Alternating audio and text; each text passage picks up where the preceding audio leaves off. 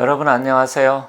오늘은 우리가 집을 구할 때 어떤 집에서 살아야 좋은지, 아니면 부동산도 역시 마찬가지지만 일단 살고 있는 집 양택 위주로 말씀을 드리도록 하겠습니다. 유튜브나 인터넷을 보다 보면 많은 분들이 풍수에 대해서 집 고르는 방법을 올려놨는데요. 보시다 보면 제가 많은 분들한테 듣는 얘기가 말씀하시는 분마다 다 이렇게 말하는 게 다르기 때문에 혼란스럽다. 또 어떤 게 맞는지, 어떤 게 틀린지 그걸 잘 구분을 못하겠다. 이렇게 말씀을 하십니다. 물론 일견 맞는 말씀인데, 그래서 오늘은 각자의 그 주장이 다 맞을 수도 있고 틀릴 수도 있지만, 오늘은 공통적으로 어쨌든 많은 분들이 말씀하시는데 그 중에서 공통적으로 여러분들이 알고 계시면 도움이 되는 그런 위주로 말씀드리도록 하겠습니다. 그래서 가급적이면 제가 봤을 때 여러 사람의 의견이 틀리지 않고 서로 비슷한 공통점을 찾아서 말씀드릴 테니까 그것을 참고 삼아서 귀담아 들으시면 되겠습니다. 자, 우리가 집을 고를 때 피해야 될 집터가 있습니다. 그래서 이 피하면 가급적 이거는 좀 피동적인데요. 적극적으로 내가 골라서 살아야 될 집보다는 살지 말아야 될, 선택하지 말아야 될 그런 집인데, 일단 땅이라는 것은 기운이 있습니다. 땅에는 이 기운이 있는데, 기운이라는 것은 사람이 잘 못 느끼지만 사람한테도 기운이 있고 모든 삶을 다 파장이라고도 하죠. 음파도 있고 공기도 보이지 않고 바람도 보이지 않지만 다 있듯이 땅에도 이 기운이 있는데 이것을 직이라고 합니다. 그래서 땅의 기운을 받게 되는데, 그러면 어떠한 집이 좋은지 어떠한 집이 안 좋은지 그런 부분에 대해서 몇 가지 공통적으로 말씀하시는 부분에 대해서 여러분께 말씀드릴 테니까 잘 보시고 그 부분은 가급적이면 피하시면 좋겠습니다. 일단 첫 번째로 우리가 집을 고를 때 굉장히 보기가 힘들고 어려운 점이 있는데, 첫 번째 피해야 될 집터로서는 일단은 그 매립지 같은 경우 바닷가 근처에 매립지 형태로 된 그런 데서 땅을 다져서 거기다 집을 지었는데, 이건 실질적으로 땅의 지기가 약할 뿐만 아니라, 그리고 매립을 하다 보면 집안이 또 약하게 됩니다. 그래서 지기하고 집안하고는 조금 다른 개념이지만 비슷한 쪽으로 해서 일단 좋지 않다 이렇게 보여지고요. 두 번째로는 아파트 살 때 너무 높은 집이나 아니면 최저층, 그러니까 최고층이나 최저층, 이것도 좋지 않습니다. 그건 두 가지 이유인데, 저층 같은 경우는 우리가 땅에 지기를 받고 살아야 되는 건 맞지만 바람이 불었을 때 처음에 그 벽을 타고서 부딪히면서 베란다, 창문 이런 식으로 희가 오르게 됩니다. 그러다가 고층에 가서는 제트 기류가 발생되면서 그 집 위를 희가 돌기 때문에 일단 저층도 안 좋고 높은 고층도 안 좋다라는 거, 이거는 여러분들이 아파트 고르실 때 쉽게 생각하시면 됩니다. 그래서 어떤 분들은 최고층 펜트하우스라고 하죠. 이 펜트하우스 같은 경우 고르는 경우가 많은데, 일단 이거는 좋은 게 아닙니다. 그래서 가급적이면 최고층에 사는 건 좋지 않다 이렇게 말씀드리도록 하겠습니다. 그리고 세 번째는, 이건 많지는 않지만 아파트 이렇게 짓는데 보면 가끔씩 보면 산 정상, 산 능성 위에, 능선이라고 하죠. 여기에 아파트를 지은 집들이 있습니다. 이것도 좋지는 않습니다. 왜냐면 이걸 일명 분수령이라고 하는데, 능선이라는 것은 물이 갈라지는 자리이기 때문에 이런 집터도 이런 아파트도 고르면 안 됩니다. 그리고 네 번째로는 이 능선도 이것도 안 좋지만 또 실제로 너무 또 지대가 낮은 저지대, 너무 낮은 저지대는 비가 오면 홍수라든지 침수 이런 염려가 있기 때문에 여기도 또한 좋지는 않습니다. 그리고 다섯 번째, 공동묘지, 옛날에 그 묘지 같은 거 있던 데를 다 매립을 해서 거기에 아파트 단지가 들어온 게 많은데 이것도 실질적으로 좋은 건 아닙니다. 그래서 이런 데를 좀 피하는 게 좋고요. 그리고 요즘은 굉장히 많은데 이 필로티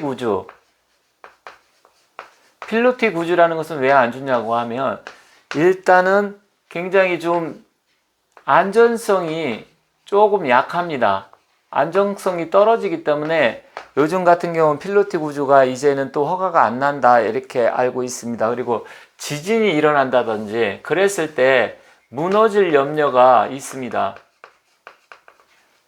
무너질 염려가 있고 또 한 가지는 기둥으로만 세우다 보니까 바람, 공기 이런 게 휘감아 들어와서 그 집 밑을 통해서 빠져나가게 되는데 그렇게 된다고 하면 바람이 세지면 압력이 낮아집니다. 압력이 낮아지면 사람이 어떻게 되냐면 압력은 높은 곳에서 낮은 곳으로 흐르기 때문에 사람들의 기가 빠지게 됩니다. 기라는 게 정말 있을까 이렇게 생각할지 모르겠지만 왠지 우리가 어디에 갔을 때 어떤 장소라든지 어떤 나하고 기가 이 사이클이 안 맞으면 불편하다든지 아니면 머리가 아프다든지 왠지 그 자리를 피하고 싶은 그런 경우가 있습니다. 특히 필로티 구조 중에서 1층은 주차장으로 쓰기 때문에 이 2층에 바로 사는데 바로 2층보다는 가급적이면 그럼 3, 4층이 좀 그나마 낫다. 아니면 필로티 구조의 옆면이라든지 뒤쪽 면 한 2개면 정도는 이렇게 막아준다든지 보완을 했다고 하면 그거는 조금 괜찮지만 그게 아니라고 하면 좋지는 않습니다. 그리고 이제 단독주택 같은 경우인데 사방이 막혀 있는 집, 이건 뭐냐면 일단 우리가 집이나 땅을 고를 때 이 명당이라고 있는데 이 명당이라는 건 뭐냐면 넓은 뜰을 나타냅니다. 넓은 뜰을 나타내는데 실제로 우리가 산소에 가면 제사를 지낼 때 차례상을 차리고 나서 거기 제사하는 그 뜰을 명당이라고 합니다. 봉분 앞에 있죠.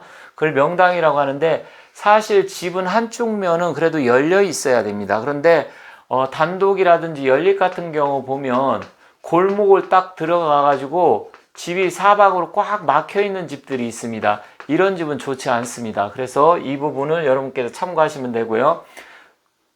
그리고 8번째는 막다른 골목길집, 막다른 골목길 이런 집도 좋지 않다라는 점 참고하시면 되겠습니다. 이거는 단독이나 연립 뭐 이런 거에 대해서 말씀드렸는데 아파트하고 조금 다른 개념입니다. 아파트 같은 경우는 너무 고층이나 최저층 이런 데 좋지 않고요. 그런 부분이 있지만 역시 또 산 정상이나 능선, 저지대 이런 거 안 좋습니다. 그리고 묘지 이런 거 말씀드렸지만 일단은 단독주택이나 연립 아니면 원룸 같은 경우는 필로티 구조라든지 사방이 막혀 있는 집, 막다른 골목집은 좋지 않습니다. 또한 아파트에서 또 참고 삼아서 말씀드린다고 하면 아파트 형태가 요즘은 미관상 예쁘고 아름답게 짓는다 그래서 사방 팔방으로 해서 그 팔랑개비처럼 아니면 Y자 형태로 뭐 구조가 이런 식으로 삼각형 Y자 형태로 이런 식으로 되어 있는데 이런 것도 좋지는 않습니다. 그래서 이 모서리가 이거 격각살이라고 하는데 옆 모서리가 이 격각진 이게 우리 집 베란다를 통해서 창문을 통해서 날아온다고 하면 나쁜 살기가 뻗치기 때문에 그것 또한 좋지 않습니다. 그리고 9번째는 아파트든 집이든 철도라든지 인근에 공장지대 이런 쪽에 있으면 좋지 않습니다. 그래서 철도나 공장지대에 이런 거 있는 쪽이 좋지 않고 마지막 10번째로는 이것은 뭐 사람마다 좀 생각하기 좀 다를 수 있는데 집 주위에 높은 첨탑이라든지 교회 이런 게 있으면 안 좋습니다. 첨탑이나 교회나 첨탑 이런 거는 굉장히 뾰족하기 때문에 그것을 현침살이라고 합니다.